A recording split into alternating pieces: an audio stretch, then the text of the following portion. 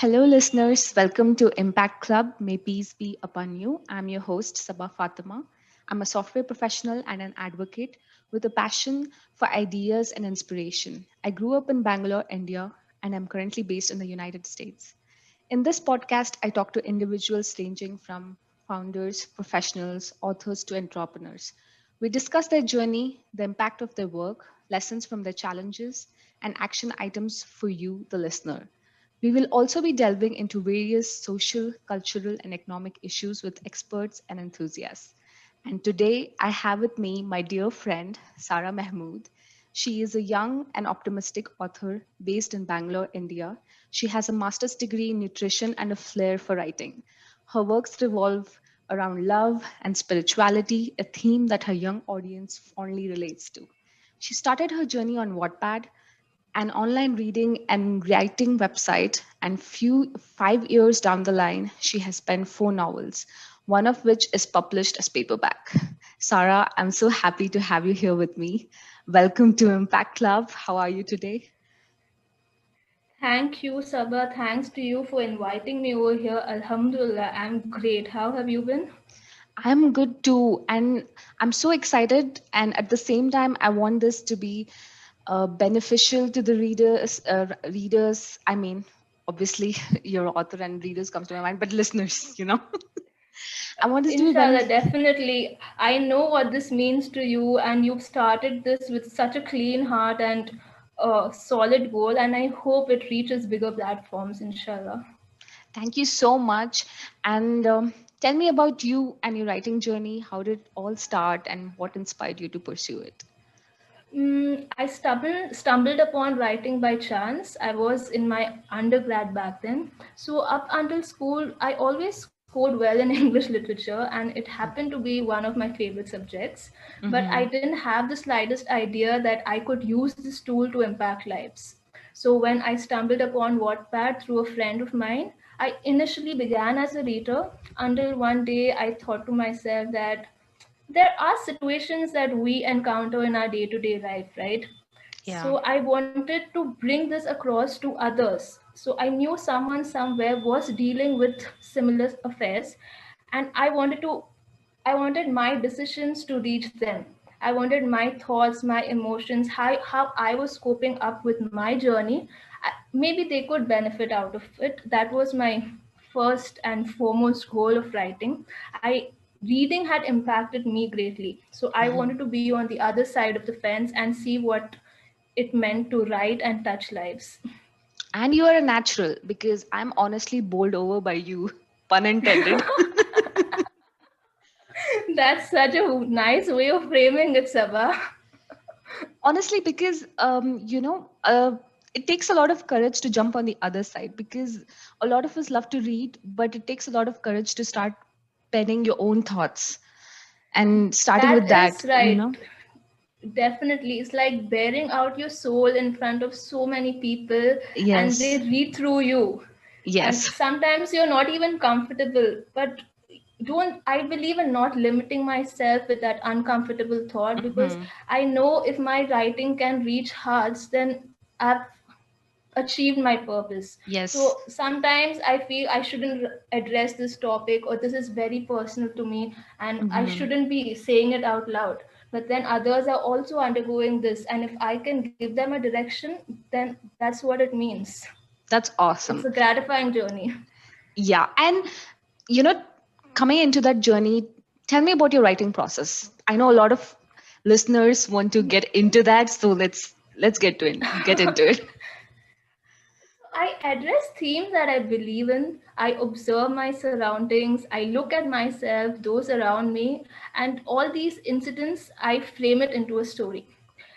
I've seen people around me make mistakes, and I don't want others to do the same. So that forms the core of my book. But I give it another twist. If you read my novels, they are kind of self help books too, because Hmm. I write to educate. I Hmm. string events together, and I a lot of times I want people to make better choices and not repeat the mistakes I have seen people around me making. Hmm. And then there are things that I deeply believe in. I want the world to know about the hijab and how liberating it is. I Mm-hmm. want to address themes about our Desi society. Mm-hmm. So my writing process basically is working on the themes that I believe in, forming a core plot, and Mm-hmm. penning my thoughts. I believe writing is a medium for me to change the society. So it starts with a skeletal framework of the plot, and as the story unfolds, events and emotions are added to weave the picture together.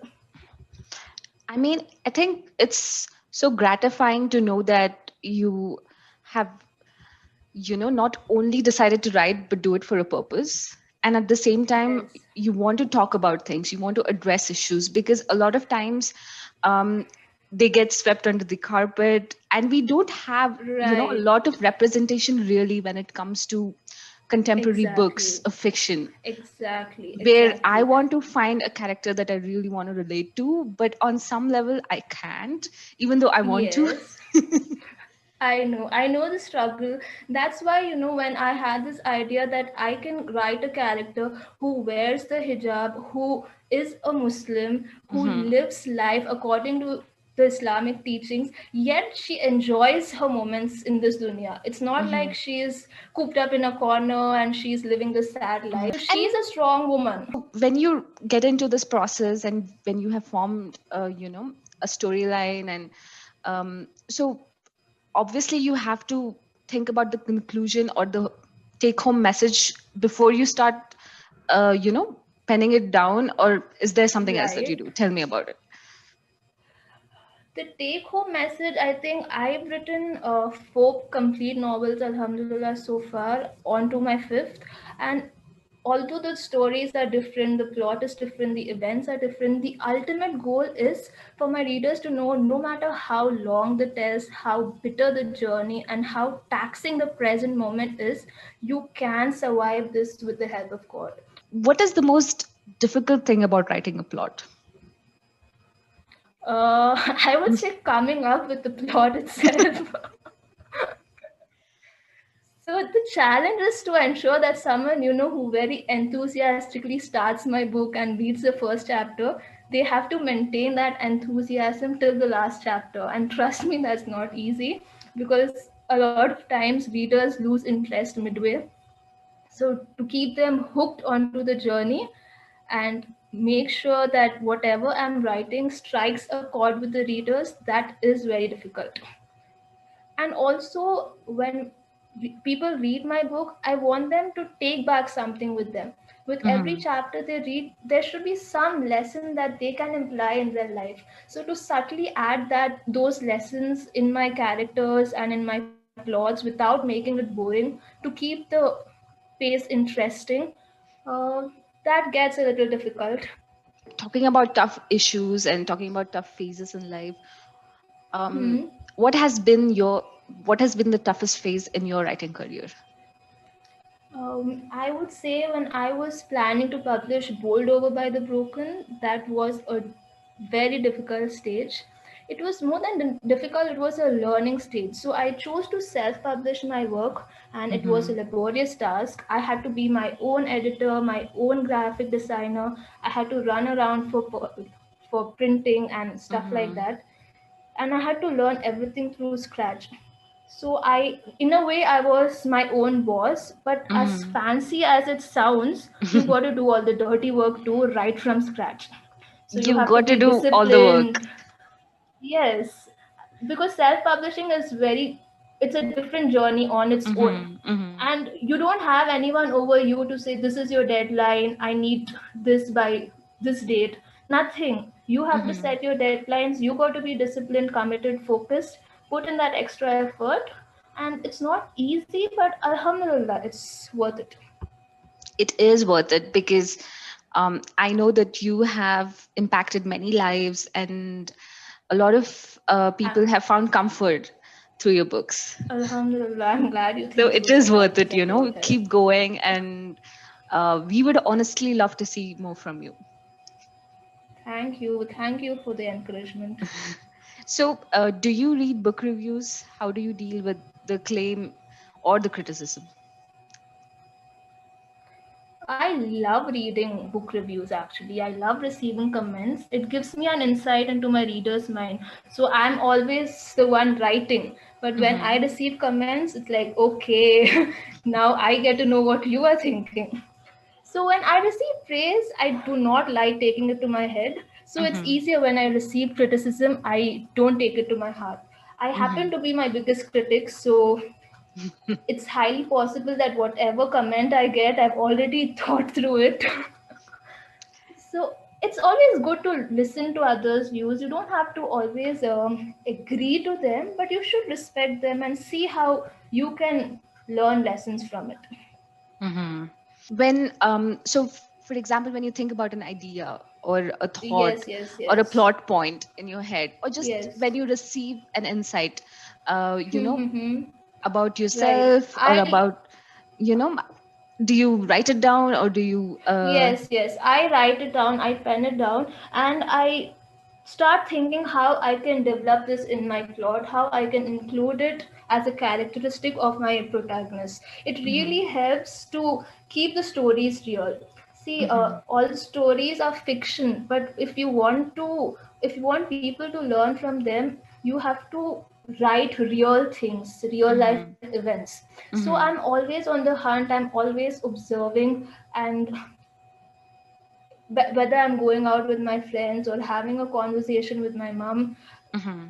I the writer in me is always making points.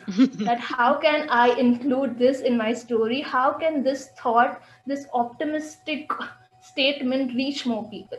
So you're right. I love to make points actually, and when I reach a roadblock or I'm suffering from a writer's block, I open that document, I go through the ideas I've listed, and start again from there. It has helped me in my writing journey a lot. So speaking of writing block, so Hmm. tell me, how do you overcome it? Tell me more about it. So it can get really annoying, writer's block. It's one thing all of us detest. But see, at first, when I'm met with a writer's block, I give it time. I Mm-hmm, leave it for a few days, hoping that okay, that energy will spark again and I'll get back to writing. I give it some days, but if I realize that nothing is helping and I can't do this, then I force myself to sit in front of the laptop and write. So it can be just mere words, phrases, or sentences. But I hate that feeling that words are not coming to me. I'm not able to write. I yet force myself to write, and eventually it starts that way. So this is something I'd advise everyone suffering from writer's block. Don't force yourself initially. Give it time. But if you realize that it's getting worse, then sit and just write. Write whatever comes to your mind. You don't have to publish it, but it's mm-hmm. just a phase. Get over it. Yes. Tell me about a real life event that you can recall that found itself in your books. I can't do this. Honestly, you know, uh, I shouldn't be doing this, Sabha, because there is a very interesting story where readers tend to link me to my protagonist. They think Mm-hmm. whatever I write, it's about me. So back Yeah. in college, I had a junior come up to me and she said, "Oh my God, your engagement broke." And Whoa. I'm thinking, I've never met a guy on the prospect of marriage. When did I get engaged and how did it break? And then she goes, "No, actually, a friend of mine was reading your book, and that the main character, she had a broken engagement. So I thought it's about you." I was like, "No, please stop associating events with me." So I mean, I leave a part of myself in my books. Hmm. Uh, the thoughts are mine, but the events are not mine. So I don't know if I should answer this question, because I if mean, I do, people will start linking more things to me. this is a They'll great be thing like, to okay, clear up. Just to get it out there, and clear that up to your audience, saying that yes, the lessons are inspired, but the events are not. hmm. So there is an incident in Winged Dreams Mm-hmm. where Wing Dreams is about Dina and Bilal. So Bilal comes home with a caged bird. Mm-hmm. He buys it, and then Dina and Bilal together, they set it free in the sky. Mm-hmm. So it was a subtle way of saying that don't cage animals. If they are birds, sky is their boat, so leave them, let them fly. It was actually inspired from my father because he Mm-hmm. did the same thing. He bought white pigeons and he released them. So that is one incident that I can share that immediately came to my mind. Thank you for that.